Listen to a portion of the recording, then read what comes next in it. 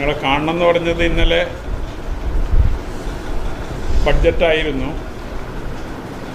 Budget 2026-27 budget നേരത്തെ തെരഞ്ഞെടുപ്പിന് മുമ്പ് ഇടതുപക്ഷ ജനാധിപത്യ മുന്നണി ഗവൺമെൻറ് അവതരിപ്പിച്ച് പാസ്സാക്കിയിട്ടുള്ള ഒന്നാണ്. പക്ഷേ പിന്നീട് തെരഞ്ഞെടുപ്പ് വന്നു, ഗവൺമെൻറ് മാറിയപ്പോൾ പുതുക്കിയ ബഡ്ജറ്റ് പൂർണ്ണ ബഡ്ജറ്റല്ല, അതിൽ ചില്ലറ ഭേദഗതികൾ വരുത്തി അവതരിപ്പിക്കാൻ മാത്രമേ സാധിക്കൂ. അപ്പോൾ ആ നിലയിലൊരു പുതുക്കിയ ബഡ്ജറ്റ് ആണ് ഇന്നലെ അവതരിപ്പിച്ചത്. അതുകൊണ്ട് നേരത്തെ അംഗീകരിച്ച ബഡ്ജറ്റിൽ കാര്യമായ മാറ്റം വരുത്താതെ പുതിയ ചില കൂട്ടിച്ചേർക്കലുകളെല്ലാം വരുത്തിക്കൊണ്ടുള്ളതാണ് പുതിയ ബഡ്ജറ്റ്. ആ ബഡ്ജറ്റിൽ പയ്യന്നൂർ മണ്ഡലത്തെ സംബന്ധിച്ചിടത്തോളം നല്ല നിലയിലുള്ള പരിഗണന അതിൽ ലഭിച്ചിട്ടുണ്ട്. 22 പദ്ധതികൾ പയ്യന്നൂർ മണ്ഡലവുമായി ബന്ധപ്പെട്ടുകൊണ്ട് ആ ബജറ്റിൽ ഉൾപ്പെടുത്തിയിട്ടുണ്ട്. അതിൽ 7 പദ്ധതികൾ പദ്ധതി അടങ്കലിൻ്റെ 20% ബഡ്ജറ്റിൽ ഉൾപ്പെടുത്തിയാൽ അതിൻ്റെ നടപടികൾ ആരംഭിക്കാമെന്നതാണ് പൊതുവായ കീഴ്വഴക്കം. അതനുസരിച്ച് 7 പദ്ധതികൾ 20% തുക ബഡ്ജറ്റിൽ ഉൾക്കൊള്ളിച്ചുകൊണ്ടുള്ളതാണ്. ആ പ്രവർത്തനങ്ങൾ പെട്ടെന്ന് തന്നെ അതിൻ്റെ ASും TSും എല്ലാം വാങ്ങി അതിൻ്റെ പ്രവർത്തനങ്ങളുമായി മുന്നോട്ട് പോകാൻ സാധിക്കുന്നതാണ്. ബാക്കിയുള്ള 15 പദ്ധതികൾ അതിൽ ടോക്കൺ എമൗണ്ട് മാത്രമാണ് ബഡ്ജറ്റിൽ നീക്കി വച്ചിട്ടുള്ളത്. അതെല്ലാ ബഡ്ജറ്റിലും ആ നിലയിൽ തന്നെയാണ്. അപ്പോൾ അത് പിന്നീട് അതിൻ്റെ തുടർ നടപടികളുമായി ഡീറ്റെയിൽഡ് എസ്റ്റിമേറ്റ് തയ്യാറാക്കണം.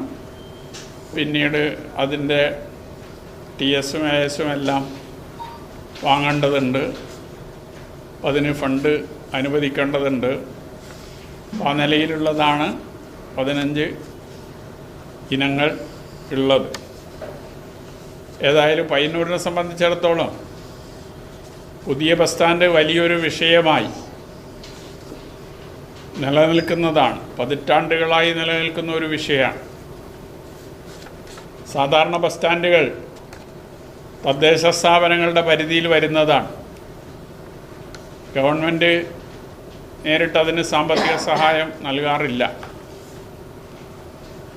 അപ്പോൾ പയ്യന്നൂർ ബസ് സ്റ്റാൻഡിനെ സംബന്ധിച്ചിടത്തോളം ഇങ്ങനെ പോയാൽ സമീപകാലത്തൊന്നും പൂർത്തിയാക്കാൻ കഴിയില്ല എന്നുള്ളതാണ് പൊതുവെ നമുക്ക് കാണാൻ കഴിയുന്നത്.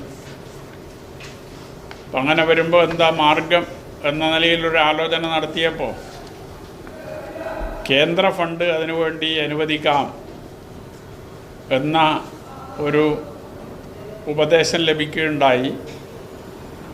ആ നിലയിൽ ഞാൻ പയ്യന്നൂരിൻ്റെ വികസന പ്രശ്നങ്ങളുമായി ബന്ധപ്പെട്ടുകൊണ്ട് ബജറ്റിൽ ഉൾപ്പെടുത്തേണ്ടുന്ന കാര്യങ്ങൾ എഴുതി നൽകിയതിൽ പയ്യന്നൂർ ബസ് സ്റ്റാൻഡ് കൂടി ഉൾപ്പെടുത്തിക്കൊണ്ടാണ് അത് കേന്ദ്ര ഫണ്ട് ഉപയോഗിച്ച് നിർമ്മാണം പൂർത്തീകരിക്കണം എന്ന നിലയിലാണ് അത് എഴുതി കൊടുത്തത്. ആ നിലയിലത് ബഡ്ജറ്റിൽ അംഗീകരിച്ചിട്ടുണ്ട്. അപ്പം അതിൻ്റെ തുക സംബന്ധിച്ചൊരു സംശയമുണ്ട്. അത് ഓൺലൈനിൽ 8 കോടി എന്നുള്ള നിലയിലാണ്. പ്രിൻ്റഡ് ബുക്കിൽ 5 കോടി എന്നുള്ള നിലയിലാണ് വന്നിട്ടുള്ളത്.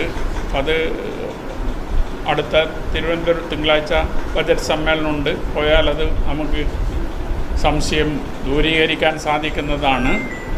അത് 5 കോടിയാണോ 8 കോടിയാണോ എന്നുള്ളത് ദൂരീകരിക്കാൻ സാധിക്കുന്നതാണ്.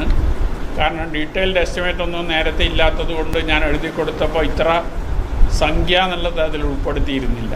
അതുകൊണ്ടാണ് എനിക്ക് എത്ര കോടി എന്ന് പറയാൻ സാധിക്കാത്തത്. അപ്പോൾ 5 കോടിയാണോ 8 കോടിയാണോ എന്നത് സംബന്ധിച്ച് സംശയമുണ്ട്.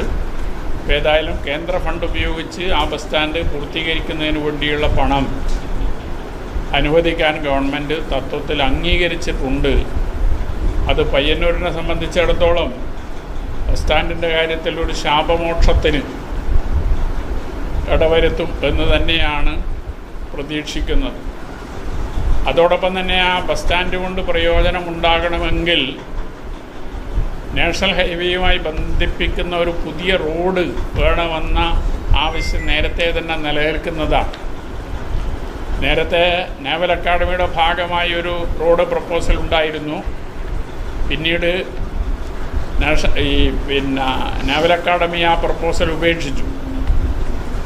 അപ്പോൾ അത് വരാൻ സാധ്യതയില്ല. അപ്പം അങ്ങനെ വരുമ്പോൾ ഇതിനെ ഹൈവേയുമായി എങ്ങനെ ബന്ധിപ്പിക്കാൻ സാധിക്കും എന്ന നിലയിൽ ആലോചിച്ചുകൊണ്ടൊരു പ്രപ്പോസൽ സമർപ്പിച്ചിരുന്നു. അപ്പം അതിനുവേണ്ടിയും 5 കോടി നീക്കിവെക്കാൻ ഈ ബജറ്റിൽ തയ്യാറായിട്ടുണ്ട്. അതോടൊപ്പം തന്നെ പെരുമ്പ ചെറിയ പുഴക്ക് ആ പുതിയ റോഡുമായി ബന്ധപ്പെട്ടുകൊണ്ട് തന്നെ പെരുമ്പ തോടിന് ഒരു പാലം ഉണ്ടെങ്കിൽ മാത്രമല്ലേ അങ്ങോട്ട് പോകാൻ സാധിക്കും. അപ്പോൾ അതിനൊരു 1.5 കോടി ഈ ബജറ്റിൽ നീക്കിവെക്കാൻ തയ്യാറായിട്ടുണ്ട്. പിന്നെ ഹൈവേയുമായി ബന്ധപ്പെട്ടുകൊണ്ട് ആ റോഡിൻ്റെ പാലം അതിൻ്റെ തുടർ പ്രവർത്തനങ്ങളുമായി ബന്ധപ്പെട്ടുകൊണ്ട് വരേണ്ടതാണ്. അങ്ങനെ ഒരു പ്രപ്പോസൽ കൂടി ഈ ബജറ്റിൻ്റെ ഭാഗമായി അംഗീകരിച്ചിട്ടുണ്ട്. പുതിയ ബസ് സ്റ്റാൻഡിൽ നിന്ന് നാഷണൽ ഹൈവേയുമായി ബന്ധിപ്പിക്കുന്ന രീതിയിലുള്ള ഒരു റോഡും ഇതിൻ്റെ ഭാഗമായി അംഗീകരിച്ചിട്ടുണ്ട് എന്നതാണ് അത് സംബന്ധിച്ച് സൂചിപ്പിക്കാനുള്ളത്. മറ്റൊന്ന്, ഒരു വലിയ പദ്ധതി പുളിയത്ത് കടവിൽ റെഗുലേറ്റർ കം ബ്രിഡ്ജ്, അത് തൃക്കരിപ്പൂരുമായി ബന്ധിപ്പിക്കാൻ സാധിക്കുന്ന ഒന്ന്, ഉപ്പുവെള്ളം കയറി കൃഷി നശിക്കുന്നത് തടയുക എന്നതാണ് ഇതുകൊണ്ട് ഉദ്ദേശിക്കുന്നത്. അപ്പം അങ്ങനെ വരുമ്പോൾ അതൊരു പാലമായി വാഹനം പോകാനുള്ള സൗകര്യം കൂടി ഉൾപ്പെടുത്തിക്കൊണ്ടുള്ളതാകണം എന്ന നിലയിൽ നേരത്തെ ആവശ്യം ഉയർന്നു വന്നതാണ്. അപ്പം അതിനൊരു 80 കോടി അതിന് മാറ്റി ഒരു പദ്ധതി അംഗീകരിച്ചിട്ടുണ്ട് എന്നുള്ളതാണ്. ഏഴിമല ടോപ്പ് റോഡ് അതിൻ്റെ പ്രവർത്തനവുമായി ബന്ധപ്പെട്ടുകൊണ്ട് ഒരു 14 കോടി ഇതിൻ്റെ ഭാഗമായി പദ്ധതി അംഗീകരിച്ചിട്ടുണ്ട്. അതുപോലെ തന്നെ തിയേറ്റർ കോംപ്ലക്സ്, നമ്മളെ സിനിമ തിയേറ്റർ കോംപ്ലക്സ് അത് പാതി വഴിയിൽ മുടങ്ങിക്കിടക്കുകയാണ്. അത് നിർമ്മാണം പൂർത്തീകരിക്കുന്നതിന് വേണ്ടി 5 കോടി ഇതിൽ ഉൾപ്പെടുത്തിയിട്ടുണ്ട്. അപ്പോൾ അതിലെ ഫർണിഷിംഗ് ഉൾപ്പെടെയുള്ള കാര്യങ്ങൾ വലിയ ബാധ്യത വരുന്നതാണ്. അപ്പോൾ അതുൾപ്പെടെ ഇതിൽ അംഗീകരിക്കാൻ സന്നദ്ധമായിട്ടുണ്ട്. ആ തിയേറ്റർ കോംപ്ലക്സിനോടൊപ്പം തന്നെ Payyannur theatre complex, people's theatre complex എന്ന നിലയിൽ 1 കോടി രൂപ ഇതിൽ ഒരു പദ്ധതി അംഗീകരിച്ചിട്ടുണ്ട്. അത് ഈ നാടക പരിശീലനവും റിഹേഴ്സലും ഒക്കെയായി ബന്ധപ്പെട്ടുകൊണ്ടുള്ള ഒരു കാര്യമാണ് ആലോചിച്ചത്. അതിനുവേണ്ടിയുള്ള സംവിധാനമാണ് അപ്പോൾ അതുമായി ബന്ധപ്പെട്ടുള്ളത്. ഈ 2 കാര്യം വന്നപ്പോൾ ആളുകളിൽ സംശയം ഉണ്ടാകുന്നുണ്ട്. ഇതെന്താ 2 തിയേറ്റർ എന്ന രീതിയിലുള്ള സംശയം ഉയർന്നു വരുന്നുണ്ട്. ഒന്ന് 5 കോടി സിനിമ തിയേറ്ററുമായി ബന്ധപ്പെട്ടുകൊണ്ടുള്ളതാണ്. 1 കോടി ഈ നാടകവുമായി ബന്ധപ്പെട്ടുകൊണ്ടുള്ള അതിൻ്റെ പ്രവർത്തനങ്ങൾക്ക് വേണ്ടിയുള്ള തിയേറ്റർ എന്നതാണ് അപ്പോൾ അതുമായി ബന്ധപ്പെട്ടുകൊണ്ട് ഉള്ളത്. പയ്യന്നൂർ ഏച്ചിലാമ്പയിലുള്ള വാനനിരീക്ഷണ കേന്ദ്രം അപ്പോൾ അതിന് നേരത്തെ ഫണ്ട് ഗവൺമെൻറ് അനുവദിച്ചതാണ്.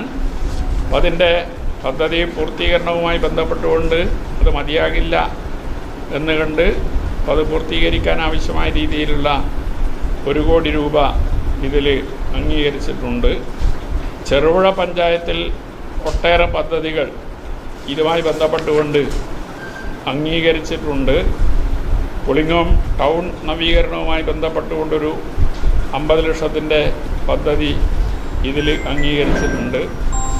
ചെറുപുഴ പാലം മുതൽ ആയന്നൂർ കടുമേനി ഭാഗത്തേക്കുള്ള റോഡ് 4 കോടി രൂപയുടെ പദ്ധതി അംഗീകരിച്ചിട്ടുണ്ട്. ചെറുപുഴ തേജസ്വിനി പുഴയോരം ടൂറിസ്റ്റ് പദ്ധതിയിൽ ഉൾപ്പെടുത്തി നവീകരിക്കുന്നതിന് വേണ്ടി 5 കോടി ഇതിൽ ഉൾപ്പെടുത്തിയിട്ടുണ്ട്. അതുപോലെ തന്നെ പാടിയോട്ടിയാൽ ചെറുവാറ തിമിരി പെരുവാമ്പ റോഡ് അതിന് 7 കോടി രൂപ ഉൾപ്പെടുത്തിയിട്ടുണ്ട്. ചെറുപുഴയുടെ വശം സൈഡ് കെട്ടി നവീകരിക്കാനുള്ള ഒരു പദ്ധതി 3 കോടി ഇതിൽ ഉൾപ്പെടുത്തിയിട്ടുണ്ട്. ഈ നിലയിൽ ചെറുപുഴ പഞ്ചായത്തുമായി ബന്ധപ്പെട്ടുകൊണ്ട് നേരത്തെ വേണ്ടത്ര വികസനം എത്താത്ത പ്രദേശമെന്ന രീതിയിൽ കുറച്ച് പദ്ധതികൾ ഇതിൽ ഉൾപ്പെടുത്തിക്കാൻ സാധിച്ചിട്ടുണ്ട്. പയ്യന്നൂരിൽ AE ഓഫീസ് അവിടെ ഒരു വിദ്യാഭ്യാസ കോംപ്ലക്സ് നിർമ്മിക്കുന്നതിന് വേണ്ടി 2 കോടി അനുവദിച്ചിട്ടുണ്ട്. അതുപോലെ തന്നെ മാടിച്ചാൽ വൈക്കര ഗ്രാമപഞ്ചായത്ത് കെട്ടിടത്തിന് വേണ്ടി 4 കോടി അനുവദിച്ചിട്ടുണ്ട്.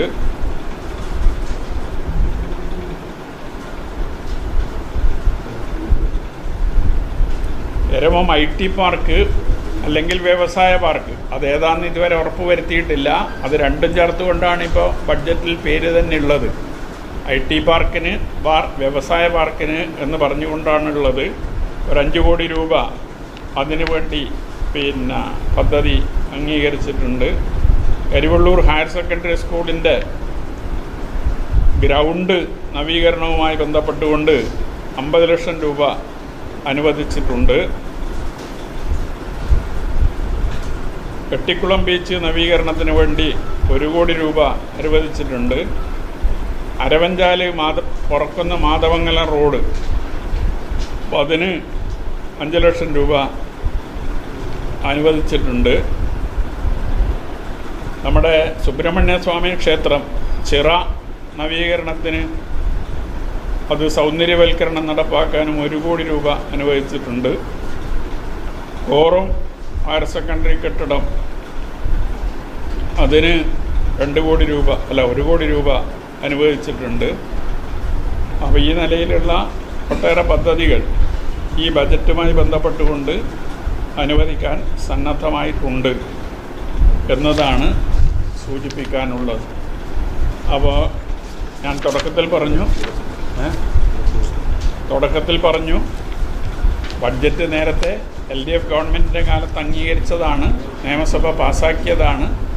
അപ്പോൾ ആ ബഡ്ജറ്റ് പൂർണ്ണമായും മാറ്റി പുതിയ ബഡ്ജറ്റ് അവതരിപ്പിക്കാൻ പുതിയ ഗവൺമെൻറ്റിന് സാധിക്കുന്നതല്ല. അതിൽ ചില്ലറ മാറ്റങ്ങൾ വരുത്താൻ മാത്രമേ സാധിക്കൂ.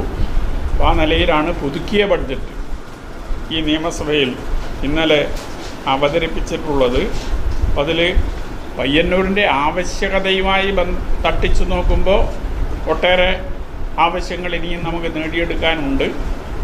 എങ്കിലും നിലവിലുള്ള ഒരു സാഹചര്യത്തിൽ നല്ല പരിഗണന പയ്യന്നൂരിൽ ലഭിച്ചിട്ടുണ്ട് എന്നാണ് MLA എന്ന നിലയിൽ എനിക്ക് സൂചിപ്പിക്കാനുള്ളത്.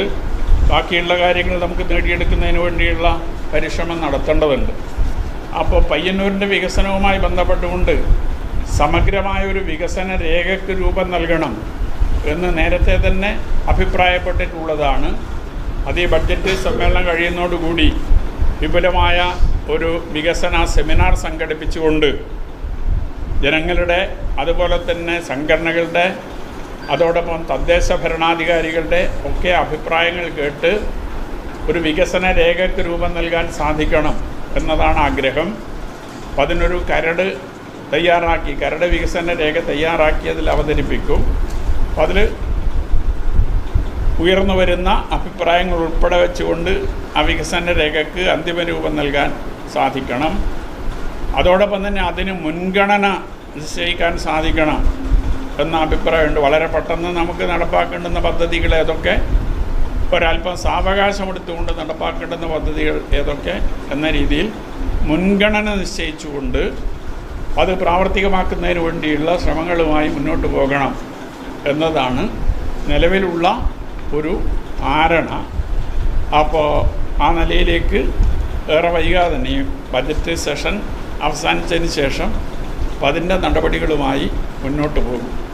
ഇന്ന് രാവിലെ ചെറുപുഴ പഞ്ചായത്ത് പ്രസിഡൻറ്റ് എന്നെ വിളിച്ചൊരു കാര്യം പറഞ്ഞത്, ഈ ചെറുപുഴ പഞ്ചായത്തിൽ ഈ പദ്ധതികളൊക്കെ അനുവദിച്ചപ്പോൾ അത് ചിലരുടെ വ്യക്തികളുടെ ഒരിടപെടലിൻ്റെ ഫലമായി അനുവദിച്ചതാണ് എന്ന് ഇവിടെ പ്രചരിപ്പിക്കപ്പെടുന്നുണ്ട്.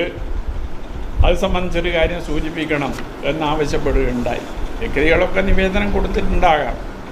പക്ഷേ ഇത് MLA എന്ന രീതിയിൽ മണ്ഡലത്തിൽ നടക്കേണ്ടുന്ന വികസന പ്രവർത്തനങ്ങൾ സംബന്ധിച്ച് നിർദ്ദേശം സമർപ്പിക്കാൻ മുഖ്യമന്ത്രി ആവശ്യപ്പെട്ടതിൻ്റെ അടിസ്ഥാനത്തിൽ MLA നൽകിയ നിർദ്ദേശത്തിൻ്റെ അടിസ്ഥാനത്തിലാണ് ഈ പുതിയ വിഷയങ്ങളെല്ലാം ഇതിൽ ഉൾക്കൊള്ളിച്ചിട്ടുള്ളത്. അതുകൊണ്ട് വ്യക്തികൾ നിവേദനം കൊടുത്തില്ല എന്ന അർത്ഥത്തിലേ അല്ല. അപ്പോൾ നിവേദനം വ്യക്തികൾ കൊടുത്തു എന്നതുകൊണ്ട് മാത്രം ബഡ്ജറ്റിൽ അത് ഉൾപ്പെടണമെന്നില്ല. അപ്പോൾ MLA എന്നുള്ള രീതിയിൽ അത് പഞ്ചായത്ത് പ്രസിഡന്റ് പഞ്ചായത്ത് ഭരണസമിതി ആലോചിച്ച് നിർദ്ദേശങ്ങൾ തയ്യാറാക്കി MLAക്ക് സമർപ്പിക്കുകയും അത് MLA ഗവൺമെൻറ്റിന് നൽകി ബഡ്ജറ്റിൽ ഉൾപ്പെടുത്തണം എന്നാവശ്യപ്പെടുകയും ചെയ്തതിൻ്റെ ഫലമായിട്ടാണ് ചെറുപുഴ പഞ്ചായത്തിലെ ഈ കാര്യങ്ങളെല്ലാം ബഡ്ജറ്റിൽ ഉൾപ്പെടുത്തിയിട്ടുള്ളത് എന്നാണ് സൂചിപ്പിക്കാനുള്ളത്. ഇങ്ങനെ ഒരു പ്രചരണം അവിടെ നടക്കുന്നുണ്ട് എന്ന് ഇന്ന് രാവിലെയാണ് പഞ്ചായത്ത് പ്രസിഡന്റ് എന്നെ വിളിച്ച് ശ്രദ്ധയിൽപ്പെടുത്തിയത്. അതുകൂടി നിങ്ങളുടെ ശ്രദ്ധയിൽപ്പെടുത്തുകയാണ്. ഇത്രയും കാര്യങ്ങളാണ് ഇതുമായി ബന്ധപ്പെട്ടുകൊണ്ട് സൂചിപ്പിക്കാനുള്ളത്. എന്തെങ്കിലും ഉണ്ടെങ്കിൽ നിങ്ങൾക്ക് സൂചിപ്പിക്കാം.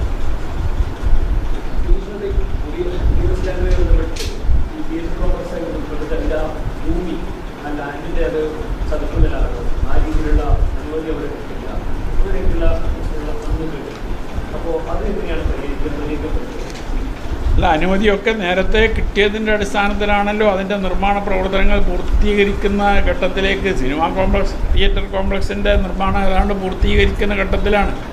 ഇനി അതിൻ്റെ ഇൻറ്റീരിയറാണ് ബാക്കിയുള്ളത്. ഇൻറ്റീരിയറിന് വലിയ സംഖ്യ ചെലവ് വരുന്നതാണ്. അത് പാതി വഴിക്ക് ഉപേക്ഷിച്ച നിലയിലായിട്ട് തന്നെ വർഷങ്ങളായി. സാധാരണഗതിയിൽ നിർമ്മാണം ആരംഭിക്കുന്ന ഘട്ടത്തിലാണ് അതിൻ്റെ സാങ്കേതിക വശങ്ങളെല്ലാം എൻജിനീയറിംഗ് വിഭാഗം പരിശോധിച്ച് അതിന് അനുമതി നൽകുന്നത്. ഇനിയത് നമ്മൾ ചർച്ച ചെയ്തിട്ട് പ്രയോജനമില്ലല്ലോ.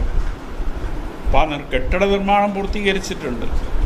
അപ്പോൾ അതിലെന്തെങ്കിലും തകരാറുണ്ട് എങ്കിൽ അത് അവർ പരിശോധിച്ച് അതിനെന്താ പരിഹാരം എന്നുള്ളത് നോക്കേണ്ട കാര്യമാണ്. ഇപ്പോൾ പാതി വഴിക്ക് ഉപേക്ഷിച്ച നിലയിലായിട്ട് കുറേ വർഷങ്ങളായി. അപ്പോൾ അത് പൂർത്തീകരിക്കുക എന്നതാണ് എൻ്റെ മുമ്പിൽ വന്നിട്ടുള്ള വിഷയം. അതുന്നയിച്ചുകൊണ്ടാണ് ഈ നിലയിൽ 5 കോടി അതിന് അനുവദിക്കുന്നതിന് വേണ്ടിയുള്ള ഒരു രാമന്തളി തീരദേശ റോഡുമായി ബന്ധപ്പെട്ടുകൊണ്ട് ഈ പറയുന്ന രീതിയിൽ അതിൻ്റെ 1ാം റീച്ച് ടെൻഡർ നടപടി പൂർത്തിയാക്കി കോൺട്രാക്റ്റ് നൽകി കഴിഞ്ഞിട്ടുണ്ട്. പക്ഷേ കോൺട്രാക്റ്റ് എഗ്രിമെൻ്റ് ഇതുവരെ വെച്ചിട്ടില്ല. അത് സാങ്കേതികമായൊരു തടസ്സമുണ്ട്. അതെന്താണെന്ന് പറഞ്ഞാൽ ഈ ഗവൺമെൻറ് വന്നപ്പോൾ കിഫ്ബി വേണ്ടെന്ന് വെച്ചു. കിഫ്ബി ഫണ്ടാണ് ഈ റോഡിന് വേണ്ടി ഉപയോഗിക്കാൻ നേരത്തെ LDF ഗവൺമെൻറ് തീരുമാനിച്ചത്. അപ്പോൾ കിഫ്ബി വേണ്ടെന്ന് വെക്കുമ്പോൾ ഈ പദ്ധതി ഏത് രീതിയിലാണ് ഗവൺമെൻറ് മുന്നോട്ട് കൊണ്ടുപോവുക എന്നതിനെ സംബന്ധിച്ച് ഇപ്പോൾ ഒരു വ്യക്തതയില്ല.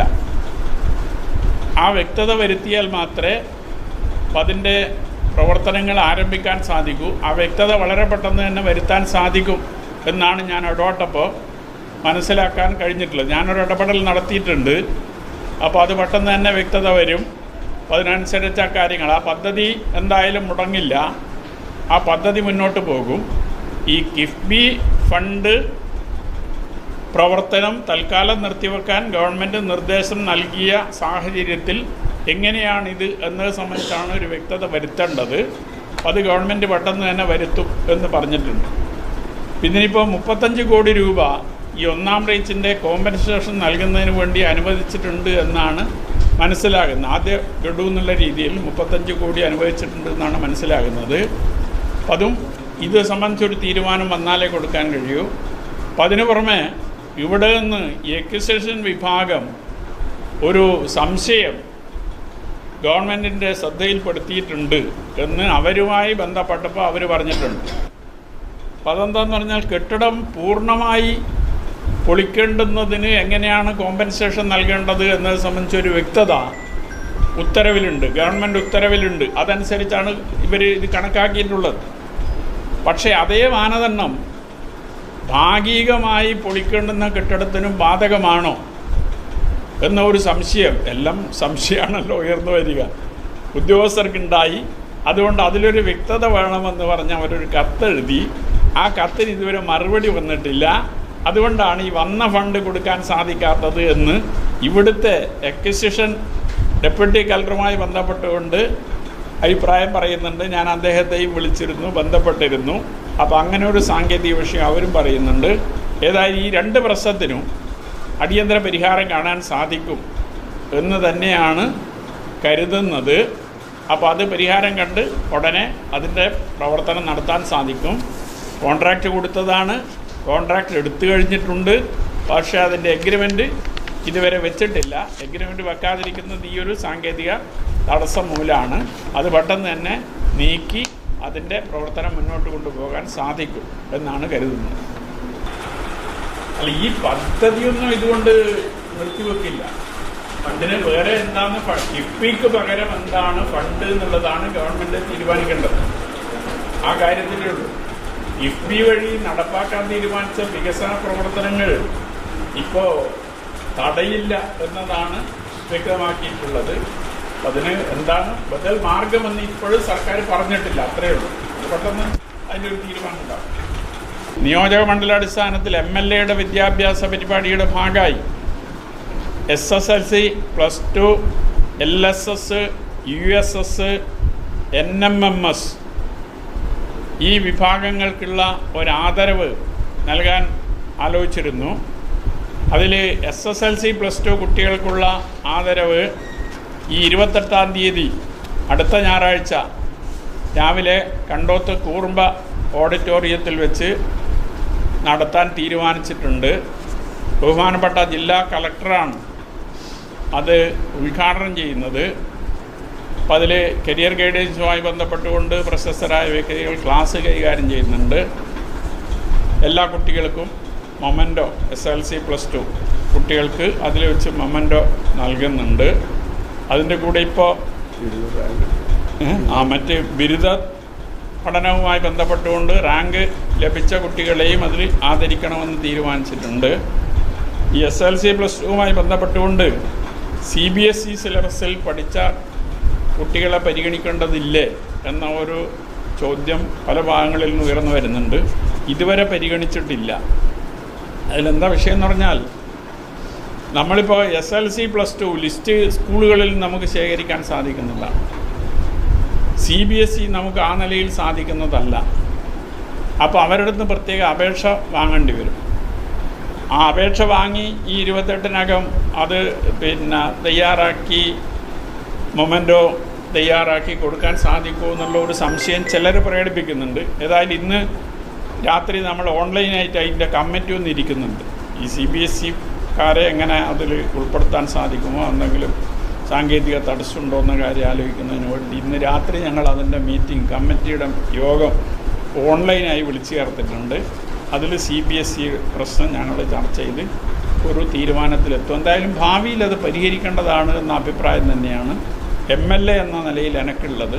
ഇപ്രാവശ്യം നമ്മൾ ആലോചിക്കാൻ ഒരല്പം വൈകി എന്നുള്ളത് കൊണ്ട് അതിനാവശ്യമായ സാവകാശം അവരിൽ നിന്ന് അപേക്ഷ ക്ഷണിച്ച് അവർ അപേക്ഷ നൽകി അതെല്ലാം തയ്യാറാക്കി തീയതിക്ക് മുമ്പ് കൊടുക്കാൻ സാധിക്കത്തക്ക രീതിയിൽ ഒരു സാവകാശം ലഭിക്കാത്തൊരവസ്ഥയുണ്ടെങ്കിലും ഞങ്ങളതൊന്ന് ഇന്ന് ആലോചിക്കും. ഭാവിയിൽ അത് പരിഗണിക്കണം, CBSEക്കാരെ കൂടി പരിഗണിക്കണം എന്ന ഒരു അഭിപ്രായമാണ് MLA എന്നുള്ള രീതിയിൽ എനിക്കുള്ളത്. അതും ചർച്ച ചെയ്ത് നമുക്ക് തീരുമാനിക്കാം എന്നതാണ്. LSS, USS, NMMS ഇതുമായി ബന്ധപ്പെട്ടുകൊണ്ട് അത് ഇതിൻ്റെ കൂടെ നടത്തുന്നില്ല. അത് പിന്നീടൊരു തീയതി തീരുമാനിച്ച് പയ്യന്നൂർ മണ്ഡലത്തിൽ 2 കേന്ദ്രങ്ങളിലായി നടത്തണമെന്ന് ഇപ്പോൾ തീരുമാനിച്ചിട്ടുണ്ട്. ഒന്ന് കിഴക്കൻ മേഖല എരമംകുറ്റൂർ, അതുപോലെ തന്നെ ചെറുപുഴ, പെരിങ്ങോം വയക്കര പഞ്ചായത്തുകൾ കേന്ദ്രീകരിച്ചുകൊണ്ട് ചെറുപുഴയിലും ബാക്കി പഞ്ചായത്തുകളും മുനിസിപ്പാലിറ്റിയും കേന്ദ്രീകരിച്ചുകൊണ്ട് ഈ പയ്യന്നൂർ പരിസര പ്രദേശങ്ങളിലും ആയി ഈ LSS, USS സ്കോളർഷിപ്പ് നേടിയ കുട്ടികളെ, അതുപോലെ തന്നെ NMMS അത് ഈ 8ാം ക്ലാസ്സിലെ കുട്ടികൾക്കുള്ള ഒരു സ്കോളർഷിപ്പാണ് NMMS. ഇന്ത്യയിൽ ഏറ്റവും വലിയ സ്കോളർഷിപ്പ് ഇപ്പോൾ ലഭിക്കുന്ന ഒരു പരീക്ഷയാണത്. അത് ഇതുവരെ ഒരാളും പരിഗണിച്ചിട്ടില്ല, ഒരാളും അവരെ ആദരിക്കാനും തയ്യാറായിട്ടില്ല. അപ്പോൾ LSS, USS നമ്മൾ അവരെ ആദരിക്കുമ്പോൾ തന്നെ ഈ 8ാം ക്ലാസ്സിലെ കുട്ടികൾക്ക് ഇന്ത്യയിൽ ഒരു വലിയ സ്കോളർഷിപ്പാണ് ലഭിക്കുന്നത് എന്നതുകൊണ്ട് തന്നെ അവരെ കൂടി നമ്മൾ ആദരിക്കണം എന്ന് തീരുമാനിച്ചിട്ടുണ്ട്. അതും ഈ LSS USSൻ്റെ കൂടെ അവരെ ആദരിക്കാനും തീരുമാനിച്ചിട്ടുണ്ട്. അത് ഈ 2 കേന്ദ്രങ്ങളിലായി പിന്നീടൊരു തീയതി നിശ്ചയിച്ച് നടത്താനാണ് ഇപ്പോൾ ഉദ്ദേശിക്കുന്നത്. അപ്പോൾ ആ നിലയിൽ ഈ വിദ്യാഭ്യാസ പദ്ധതിയുടെ ഭാഗമായുള്ള പരിപാടി ഈ നിലയിൽ നടത്താൻ തീരുമാനിച്ചു.